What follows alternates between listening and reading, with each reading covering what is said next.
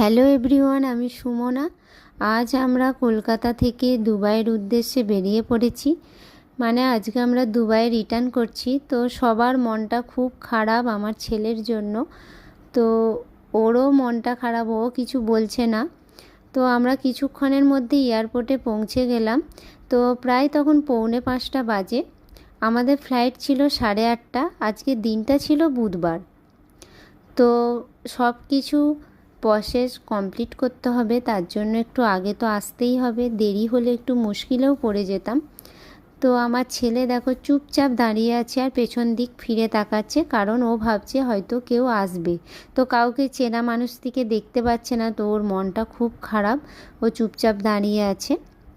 তো তারপর আমাদের লাগেজ চেকিং হবে।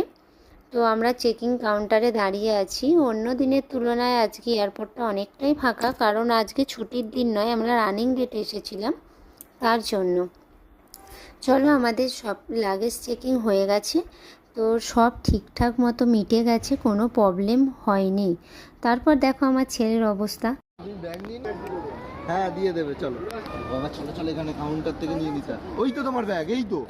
তো লাগেজ চেকিংয়ের পরে ব্যাগগুলো যে চলে যায়, ও ওটা দেখে কাঁদছে, যে ভাবছে ব্যাগগুলো ওরা নিয়ে নিল তার জন্য।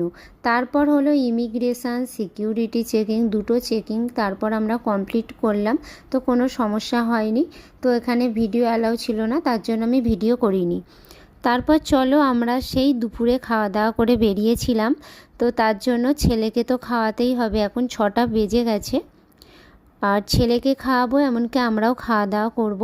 তো আমরা খাওয়া দাওয়া করলাম। আমরা চিকেন আর একটু রাইস নিয়েছিলাম, আর ছেলের জন্য দুটো কেক আর ফুটি নিয়েছিলাম।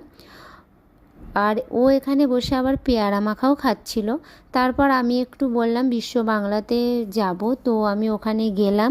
ওখানে সব কী ধরনের জিনিস, হাতের কাজগুলো খুব সুন্দর, এমনকি পেতলের ঠাকুরের মূর্তি থেকে শুরু করে এখানে শাঁখা পলাগুলোও খুব সুন্দর সুন্দর পাওয়া যায়। তারপর তোমার শাড়ি থেকে ব্যাগ থেকে সব কিছু পাওয়া যায়। তারপর আমি একটু ঘুরে দেখলাম, দেখে তারপর আমরা চলে এলাম। এই দেখো আমাদের ফ্লাইট চলে এসেছে, এই ফ্লাইটেই আমরা যাব। আর এখনও বোর্ডিং শুরু হয়নি। বোর্ডিং শুরু হওয়ার আধ ঘন্টা আগে এসে আমরা বসে আছি। তো শুরু হবে একটু পরে। দেখো সবাই বসে আছে, ওয়েট করছে, আর অনেকে লাইনও দিয়েছে। তো ভিডিওটা অনেকটা লং হয়ে যাচ্ছে, তো আমি পরের ভিডিওতে তোমাদের সাথে শেয়ার করব বাকিটা।